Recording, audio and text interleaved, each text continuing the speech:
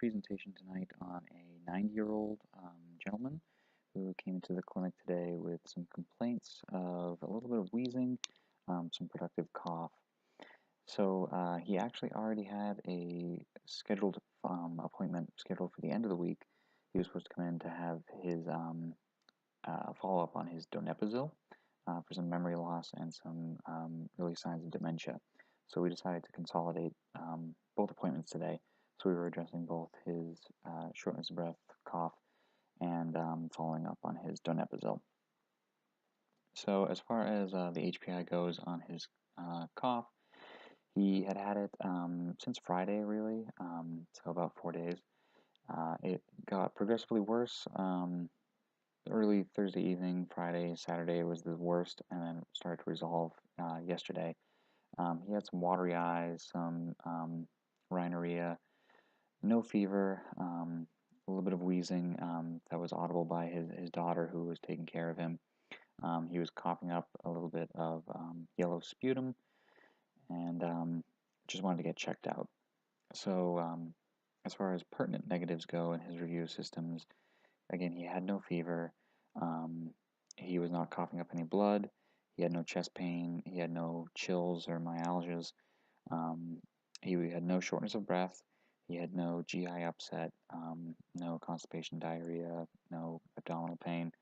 And then as far as his cognitive review systems went, it had been 6 weeks, since he had been started on the donepezil. And his daughter, who came in with him to the clinic today, reported that his cognitive level hasn't changed. It hasn't improved and it hasn't declined since starting on the donepezil 6 weeks ago. As far as this gentleman's past medical history goes, he has hypertension, cataracts, some hypothyroid issues. He has a history of osteoarthritis and colonic polyps. And as far as his medications go, he's taking atenolol, levothyroxine, and that's pretty much it, actually. He's got a pretty short med list. As far as his physical exam went, he did have some wheezes, auscultated bilaterally in all lung fields. His heart rate was normal. His vital signs were within normal limits. He was afebrile. Again, with a respiratory exam, he had tactile fremitus throughout all lung fields, and all lung fields were also resonant to percussion. No, his abdomen was non-distended, bowel sounds in all quadrants, a regular rate and rhythm with his heart rate, no murmurs, rubs, or gallops, anything like that. He was alert and oriented ×3. He knew exactly where he was and everything like that. So as far as the plan of care went, we decided that since it seemed like his cold symptoms were resolving, that we didn't want to start him on anything too serious right now. So we decided to encourage hydration.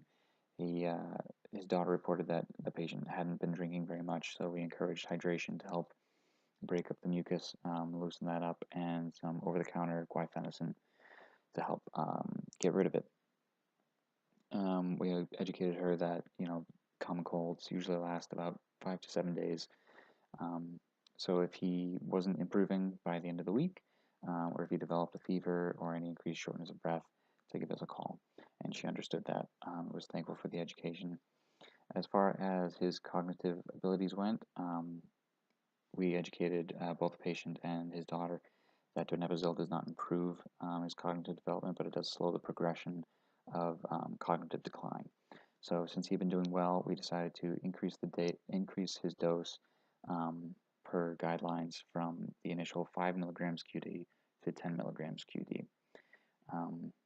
And then we would check back with him in another 6 weeks to see how he was doing on that dose.